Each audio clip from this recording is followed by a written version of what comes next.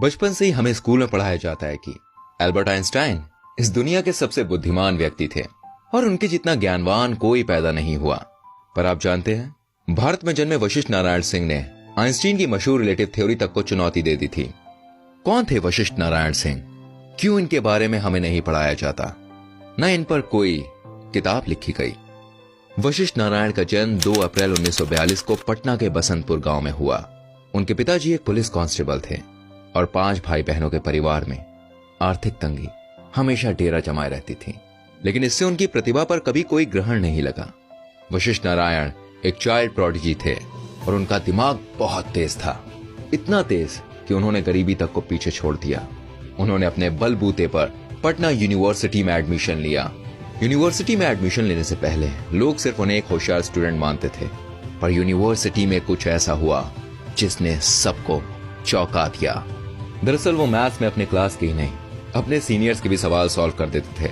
College के principal doctor Nagendra नाथ, जो खुद एक मैथ्स के प्रोफेसर थे, भाई वो वशिष्ठ से काफी परेशान थे, क्योंकि वशिष्ठ मैथ्स की क्लास में अपने टीचर से अजीबोगरीब सवाल पूछते थे और उनके टीचर्स को भी नहीं आता था, और टीचर के गलत पढ़ाने पर वो अपने टीचर को डांट तक देते थे।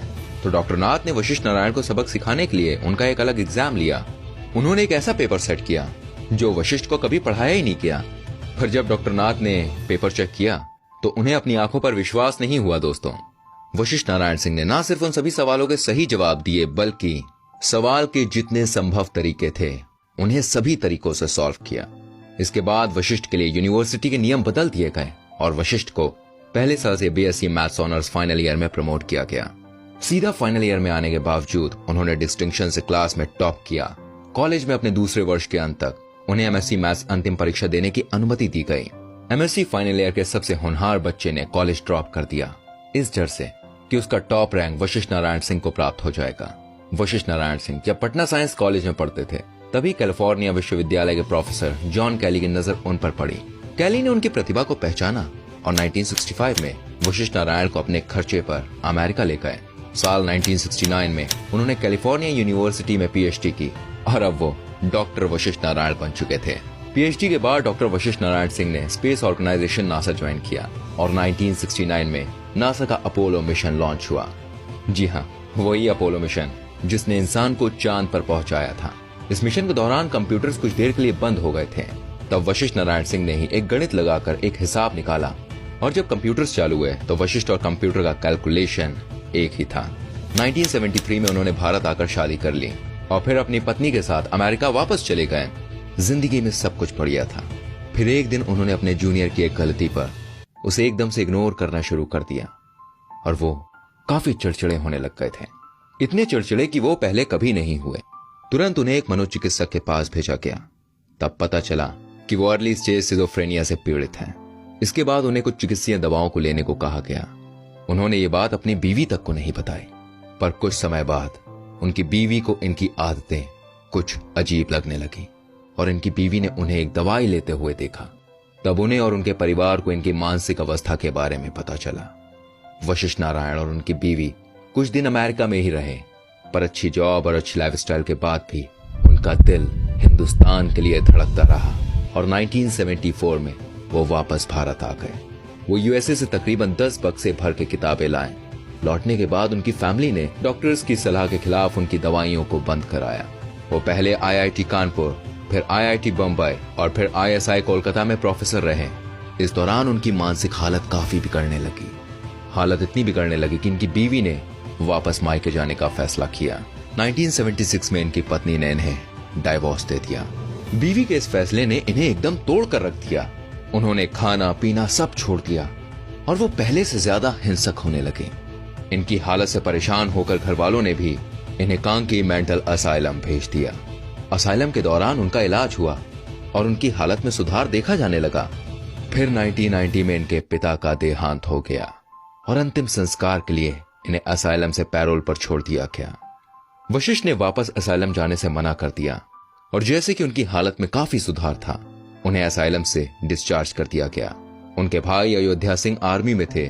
उनकी पोस्टिंग पुणे में हुई तो वशिष्ठ नारायण भी उनके साथ पुणे चले गए। 1991 में ये चेकअप करने के लिए रांची के लिए निकले और बीच रास्ते में ट्रेन से गायब हो गए। उन्हें खूब ढूंढा गया पर कोई पता नहीं चला। 4 साल बाद वो अपनी बीवी के गांव के पास कूड़े के ढेर में मिले। तब से उनके परिवार वालों ने उन्हें अपनी नजर से दूर नहीं जाने दिया। नासा में काम कर चुके और पटना यूनिवर्सिटी के नियम चेंज करवा चुके वशिष्ठ नारायण अपने डिस्ट्रिक्ट में काफी मशहूर थे। इस हादसे को लोकल न्यूज़पेपर ने रिपोर्ट किया और सरकार को इनकी सहायता करने पर मजबूर किया। पहले इन्हें बेंगलोर स्थित निमहंस यानी national institute of mental health and neuro sciences में भर्ती किया गया। उसके बाद दिल्ली के IHBAS यानी institute of human behaviour and allied sciences में इनका इलाज चला। 2009 में ये वहां से भी बाहर आ गए और घर पर रहने लगे। गुमनाम, सिर्फ अमेरिका से लाई किताबें पढ़ते रहते और पेंसिल से पेपर पर कुछ ना कुछ लिखते रहते। 14 नवंबर 2019 के दिन पटना में उनका निधन हो गया। उनके निधन के बाद सोशल मीडिया पर एक फोटो बहुत तेजी से वायरल हुई जिसमें उनके परिवार वाले सरकारी एम्बुलेंस के लिए परेशान देखे जा रहे थे।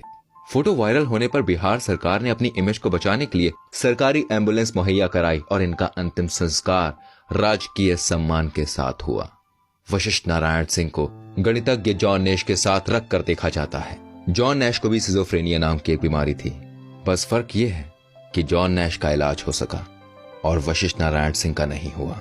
वशिष्ठ नारायण सिंह एक ऐसे व्यक्ति थे जिन्होंने समय समय पर अपने एक्स्ट्रा ऑर्डिनरी होने का प्रूफ किया, पर कमजोर सुविधाएं, निजी जीवन में समस्याओं, समाज के पागल होने के बोझ ने उन्हें तोड़ दिया।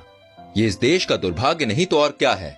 जो आदमी भारत का नाम पूरी दुनिया में रोशन करने में सक्षम था, उसकी मौत के बाद 2 घंटे तक उनकी बॉडी लेने एम्बुलेंस तक नहीं पहुंची। ये वशिष्ठ नारायण का नहीं बल्कि हमारे देश का नुकसान है। शायद जैसे आज दुनिया एल्बर्ट आइंस्टाइन को याद करती है, कल शायद वशिष्ठ नारायण सिंह को करती। दोस्तों, इस वीडियो को जितना शेयर कर सकते हैं ना आप उतना शेयर कीजिए ताकि फिर किसी होनहार के हाल वशिष्ठ नारायण जैसे ना हो। हम कोशिश करेंगे आपके लिए ऐसी और वीडियोस लाने की। फिलहाल चाहेंगे इजाजत। ख्याल रखिएगा।